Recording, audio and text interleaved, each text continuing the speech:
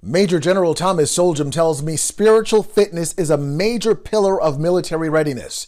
And he says during this challenging time, the 2,800 chaplains in his department are working overtime.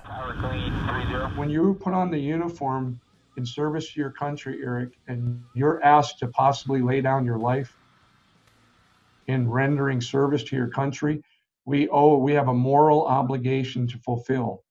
To care for the soul of that soldier. And Major General Soljam tells me that obligation to the soldier is more important than ever right now. So you might have a death of a family member, for example, and you can't go to the funeral.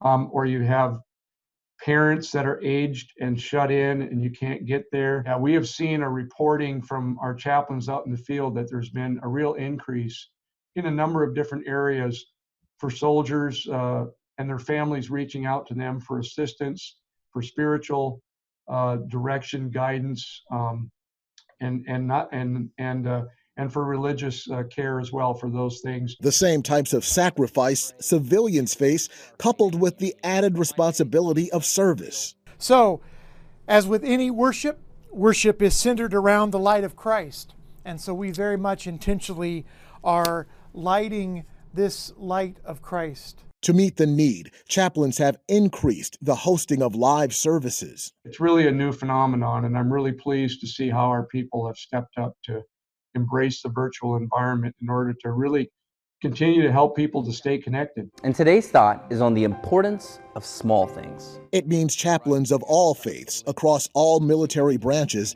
not just ministering to troops and their families, but to all who tune in. So it's really taught us, I think, to raise the quality of our speaking, of what we offer people in a worship service or setting. And they're getting creative, like with the drive-in Easter service at this installation in Japan, or this Navy virtual service in Pensacola, Florida. They've been even doing things like Zoom potlucks, right? So chapel groups or religious groups, doing virtual potlucks, just wanting to maintain fellowship, because that's a very important connection. So I see it in all of the struggle that people are facing.